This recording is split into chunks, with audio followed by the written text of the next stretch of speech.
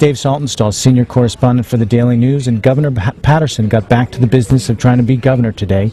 He had a town hall meeting at Brooklyn Borough Hall where he took a lot of questions from a lot of people who were concerned about the budget. He also made some interesting slips. He started out by saying he was glad to be back right here where I grew up in Brooklyn.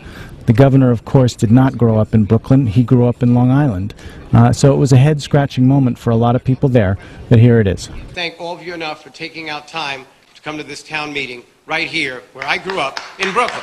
Thank you. Governor Paterson, of course, remains the focus of two major ethical investigations, one involving allegations that he intervened in a domestic violence case against one of his top aides, David Johnson. Today, Governor Paterson remained defiant. Rumors and innuendo, but it hasn't stopped me.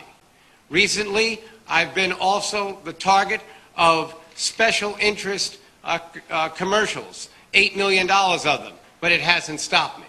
And I've also been the target of a lawsuit when I took an action to prevent the state from running out of money last December, but that hasn't stopped me. Other elected leaders got in on the act as well. City Councilman Charles Barron got up at one point and said one of the solutions to the state's deficit problem needs to be taxing wealthy residents more. Taxing the rich, selling state assets and property. If you have to borrow, I know that hurts bonding ratings and all of that, but we can't say that the rich get a pass on this because for some strange reason, people don't want to tax the rich.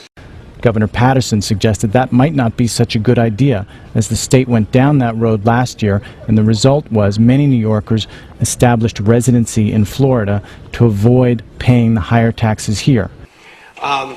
The problem is that there are other laws you would have to address, because what you see people, and they have the resources to do this, they'll say they moved to Florida, which means they spent one more day in Florida a year than they spent in New York, and for that they don't pay any taxes at all. And to prove that, we projected that our income tax would yield $4.1 billion. We only got $3.6 billion because people who were loyal to New York and could have afforded the taxes suddenly became disloyal to New York and moved to Florida, and with the exception of Rush Limbaugh, that was bad for us. But perhaps the toughest pitch the governor made was saying he wanted to try and restore your trust in government. He said, we want you to believe that when your government tells you something, it's true. We want to try to restore your trust in government. We want you to believe that when the government tells you something, it's true. And we also want you to believe that when you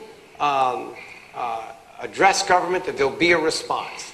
We will respond to all of you individually, and thank you so much for coming. But I just want you to know that there have been times just as difficult in this city and times just as difficult in this state. Well, today he was very smart, his answers were very astute, he showed a good sense of humor, but I've never thought the problem was the governor. I think the problem is the state legislature. I mean, it's incredible, like, to have the courage to make those type of cuts and still have an ear open to maybe there's a better way of doing it. Maybe I'm not the person that's, maybe I don't have the best ideas. Maybe my people can learn something from the public. So I appreciate the opportunity for him to hear from us. And like I said, in this tough economic time, I think this is the person that we need, at the helm. About the budget, as far as the governor, I think he should stay, and the reason is all the damage has been done. It's got to be a little bit liberating that he's not running for re-election, so you need someone like that, I think, who can make the tough choices without worrying about being re-elected. It's like, if there's any blessing in disguise to the whole situation he's dealing with now, it's the fact that he's not running for re-election. You need someone who can make those tough choices. I question whether a guy who comes in and has got his eye on the next term is going to be able to make those difficult choices to fix the budget.